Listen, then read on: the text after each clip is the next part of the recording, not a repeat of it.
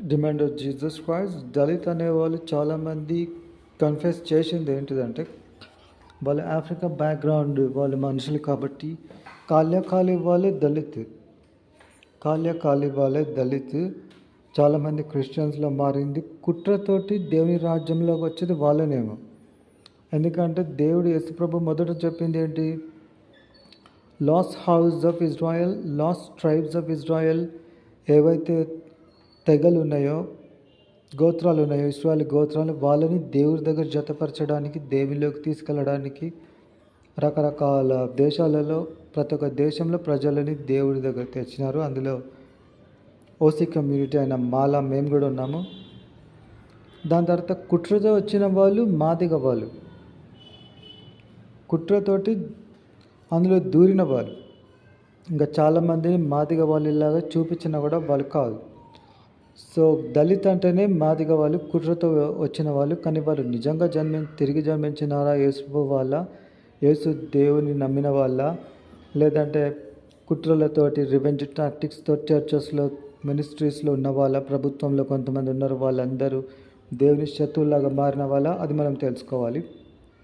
దేవుని భూమి కాళ్ళ కింద ఉంది, దేవుని కాళ్ళ కింద భూమి ఉంది. దేవుని పైన దేవుడు ఇచ్చే ఆక్సిజన్ దేవుడి దయతో ఇస్తుంటే భూమిపైన బ్రతుకుంటా చాలామంది దళితులు ఇతరులని చంపడం, ఎస్పెషలీ ఈ కాంటెక్స్లో ట్రైబల్ పీపుల్ని చంపడం, ఒరిజినల్ నేటివ్ ఇండియా లంబడి వాళ్ళని కావచ్చు, బంజారా వాళ్ళని కావచ్చు, ఎన్నో రకాల ఒరిజినల్ ట్రైబ్స్ పేర్లు ఉన్నాయి.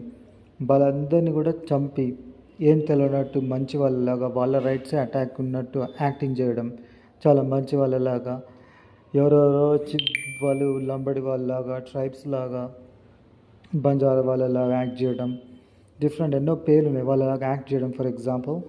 సో ఇవన్నీ చూస్తే ఏమర్థమవుతుందంటే, దేవుడు ఎవరిని చంపడం లేడు. దేవుడు ఒక నిబంధనలో ఉన్నాడు, ప్రేమగా నిబంధనలో, నూతన నిబంధనలో ఉన్న కాలంలో దేవుని బిచ్చం మీద బ్రతుకుకుంటా ఇతరులపైన, దేశాలపైన బ్రతుకుతూ వాళ్ళ దేశంలోనే లేరు.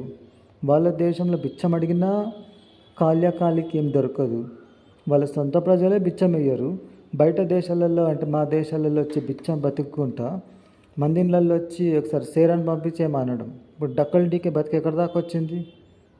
దొమ్మరిది, డక్కలది, దూదేకలు ఏమేమో తిట్టిండ్రు. సో ఇతరులను ఒక మాట అనకముందు నువ్వేంటిది, నీ సత్యం గమనించి బ్రతకాలి. ఇదే సత్యం. డిమాండ్ ఆఫ్ జీసస్ క్రైస్ట్ చెప్పే ప్రతి ఒక్క మాట ప్రార్థన చేస్తున్నాం.